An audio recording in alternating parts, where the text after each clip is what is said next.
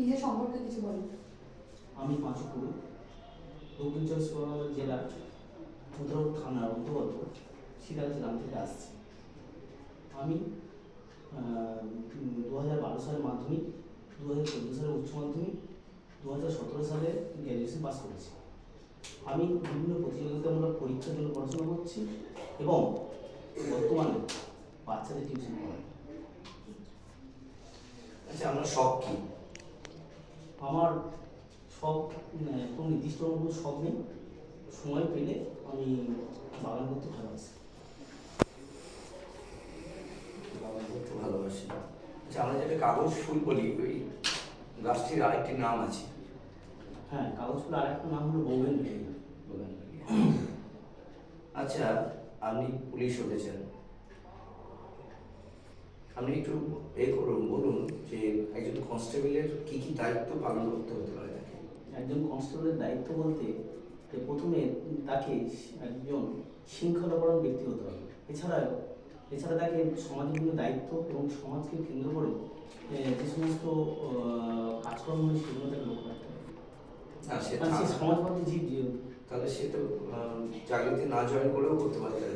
তাই কনস্টেবল হয়েই যে সমাজের বিভিন্ন দিক দেখতে হবে তা তো নয়। অবশ্যই কারণ সে চাকরি করবে কখন? হ্যাঁ, চাকরি তার থেকে বড় ব্যাপার যে একজন পুলিশ মানে যে কোনো হয়তো সাপোজ কোনো দুর্ঘটনাগ্রস্ত ব্যক্তিকে হয়তো পুলিশে একমাত্র তাকে ফার্স্টে তুলে নিয়ে যেত, যদি তার সামনে যদি পড়ে কখন অন্যকে হাত দিতে ভয় পাবে।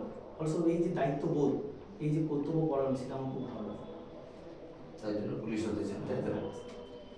আচ্ছা, আপনাকে কোনো যদি অন্যায় কাজ করতে বলা হয়, যে কোনো ভালো মানুষকে তুলে আনতে, সেক্ষেত্রে আপনি কি করবেন? আপনার অফিসার আপনাকে অর্ডার দিয়েছে, আপনি কি করবেন? স্যার, আমার যদি ঊর্ধ্বতন কর্তৃপক্ষ যে অর্ডার দেবে, আমি সেই নির্দেশ অনুসারে কাজ করতে বাধ্য থাকবো। আপনি দেখতে পাচ্ছেন যে এটা একদম অন্যায় করা হচ্ছে।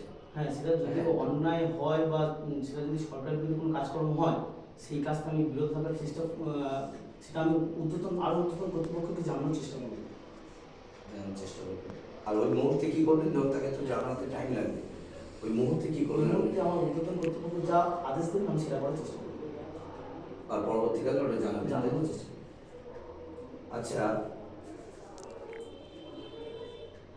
কত নাম্বারে ফোন করলে পুলিশের হেল্পলাইন যেটা পুলিশকে পাওয়া যায়? 100। শিশুদের ওপর যখন অত্যাচার হয় বা কম বয়সী শিশুকে বিয়ে দিয়ে দেওয়া হয়, কত নম্বরে ফোন করতে হয়? যেটা ভারত সরকার যেটা ঠিক করে রেখেছে, যে নাম্বারটা। ম্যাডাম, সাইবার ক্রাইম সম্বন্ধে কিছু বলতে পারবেন? হ্যাঁ, সাইবার ক্রাইম বলতে যে সমস্ত ফোনে বা কম্পিউটারে যে তথ্য কিছু একটা মনে হচ্ছে না। আচ্ছা, পক্সো আইন?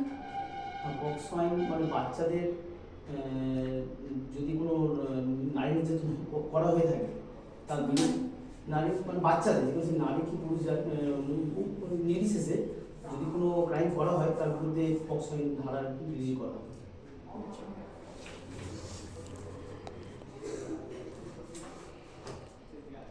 আচ্ছা, আমাদের গভর্নরকে অ্যাপয়েন্ট করা রাষ্ট্রপতি।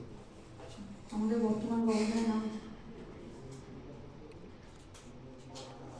শ্রী আনন্দমোহন। তার আগে কে ছিল?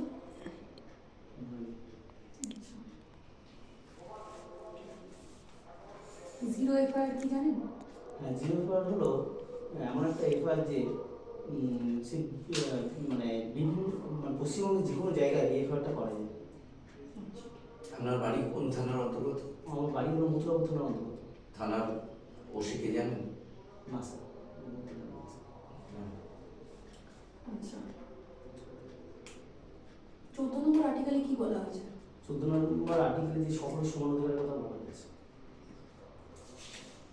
আচ্ছা, minimum age for criminal responsibility মানে একটা মানুষকে কত কম বয়সের পরে আপনি ওই ক্রিমিনাল মানে কোনো কেস বা কোনো কিছু তার বিরুদ্ধে 18 বছর অবধি। আচ্ছা, বর্তমানে তো এসআইআর হচ্ছে পশ্চিমবঙ্গ ছাড়া কোন কোন রাজ্যে হচ্ছে? পশ্চিমবঙ্গ ছাড়া রাজস্থান, গুজরাট, টোটাল কটা রাজ্য হচ্ছে বলতে পারবেন? না, কগনিজেবল আর নন কগনিজেবল অফেন্সের পার্থক্য কী? জানবো না। আচ্ছা, 18 বছর নিচে অপরাধ করলে কোন আদালতে তার বিচার হয়? জানবো না। জুভেনাইল কোর্ট শোনেননি? জুভেনাইল কোর্ট 16 বছর 17 বছর যাওয়া শুনেছি কিন্তু ওরকম জানা উচিত। আপনি তো আইনের রক্ষক হতে চলেছেন বা আইন প্রণয়নের সহায়তা করতে চলেছেন, এটা তো জানা উচিত আপনার। হ্যাঁ। এফআইআর এর ফুল ফর্ম কি? First information report. এফআইআর কে নিতে পারে? এবার কোনো ইসের প্রথম মর্যাদা না সরি আমাদের স্টেট গভর্নমেন্টের হেড কাকে বলা হয়? আমাদের চিফ মিনিস্টার। সিআরপিএফ এর ফুল ফর্ম জানেন?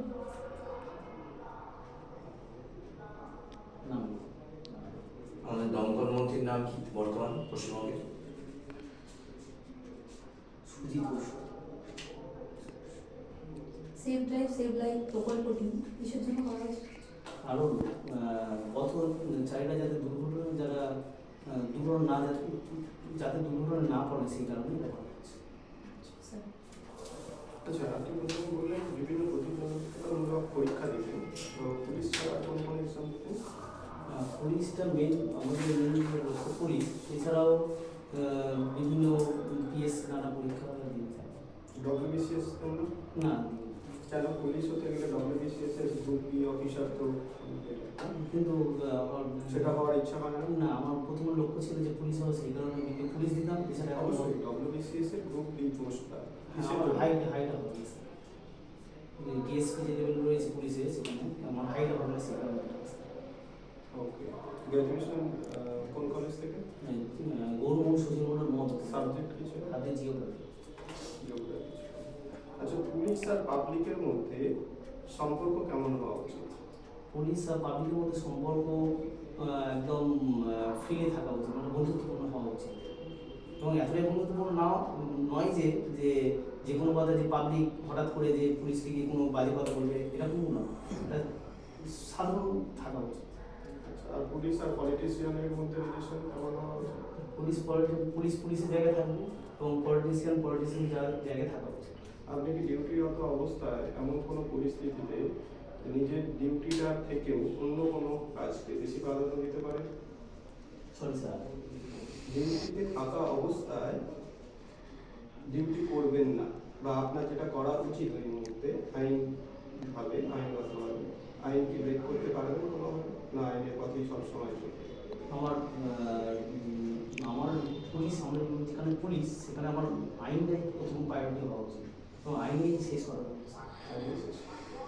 আচ্ছা, কেউ যদি ওভার স্পিডে যায় গাড়ি নিয়ে, তো সেই সময় কি করা হয়? ওভার স্পিডে যাচ্ছে এবং তার কাছে কোনো লাইসেন্স নেই এবং কোনো লিগাল ডকুমেন্টস নেই, এমতো অবস্থায় গাড়িটাকে সিজ করে নেওয়া বা সিজ করে নেওয়া বা লোকাল পুলিশ স্টেশনে নিয়ে যাওয়া উচিত। ওকে, তো কিন্তু একজন ব্যক্তি যে ওভার স্পিডে যাচ্ছে, তার কাছে কোনো রকম ড্রাইভিং লাইসেন্স নেই, তাকে আটকানোর পর সে ইস্যু দেখালো, লিগাল ডকুমেন্টস দেখালো, সে মেডিকেল পারপাস কারোর জন্য ব্লাড আনতে যাচ্ছে, হসপিটালের কাগজ দেখিয়েছে এবং কোথায় যেখান থেকে ব্লাড আনতে হবে সেই সমস্ত ডকুমেন্টস শো করেছে। তো এইরকম সিচুয়েশনে আপনি কি করবেন? তাকে আমি সেই মুহূর্তে ছেড়ে দেবো, কারণ প্রাণ আগে। এবারে যদিও তাকে সুপরামর্শ দেবো যে লাইসেন্সটা করিয়ে নিতে। না, ওখানে আপনাকে টিচিং এর জন্য রাখা হচ্ছে না যে পরামর্শ দেবেন। আপনি কি ডিউটি করবেন নাকি ডিউটি থেকে বেরিয়ে আপনি কাজ করবেন, ডিউটি ব্রেক করবেন? না, আমি ডিউটি অবশ্যই আমার ডিউটি অনুযায়ী তাকে ফাইন করার পর তারপর এখানে তো ফাইন তো না, যার কাছে কোনো ডকুমেন্টসই নেই সেখানে গাড়ি সিজ করতে হবে, ফাইন না।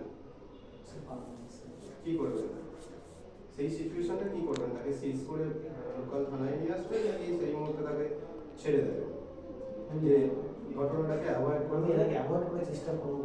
ছেড়ে দেবেন, কারণ আপনি ডিউটির বাইরে গিয়ে কাজ করবেন। সে যদি ওভার স্পিডে যেতে গিয়ে নিজের দুর্ঘটনা হয় বা অন্য কারোর সাথে দুর্ঘটনা ঘটায়, মুখ্যমন্ত্রী তো সেফ ড্রাইভ চালু করছেন, তাহলে সেটা ব্রেক করা হচ্ছে না? আপনি যদি ছেড়ে দেন না, সেটা আপনি ঠিক বলছেন স্যার, কিন্তু ওই মুহূর্তে আমার কিছু করারও থাকবে না। আপনার মন কি চাইছে? মোর চাইলেও কিছু করার নেই, গাড়িটা সিজ করতে হবে। গাড়ি সিজ করবেন, তাই তো? করতেই হবে, কিছু করার নেই। মন চাইলে ওখানে কিছু করার নেই। তাহলে ডিউটি আর রেসপন্সিবিলিটির মধ্যে পার্থক্য কি? পুলিশের ডিউটি আওয়ার্স কত? পুলিশের ডিউটি আওয়ার্স বলে কোনো নির্দিষ্ট আওয়ার্স নেই। যতক্ষণ আমাদের যতক্ষণ আমাদের সময় থাকে ততক্ষণ মানে আমাদের যতক্ষণ মানুষের জন্য প্রয়োজন ততক্ষণ চলে যাবে। মানুষের তো 24 ঘন্টা প্রয়োজন। না 24 ঘন্টা আপনি থানায় পড়ে থাকবেন?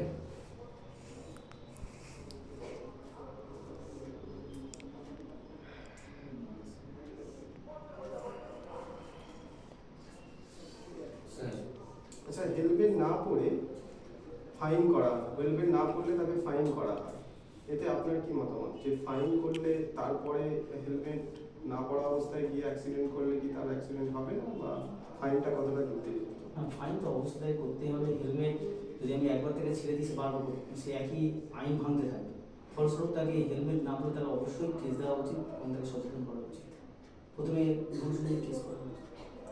Very good, okay, thank you, thank you. আসতে হুম।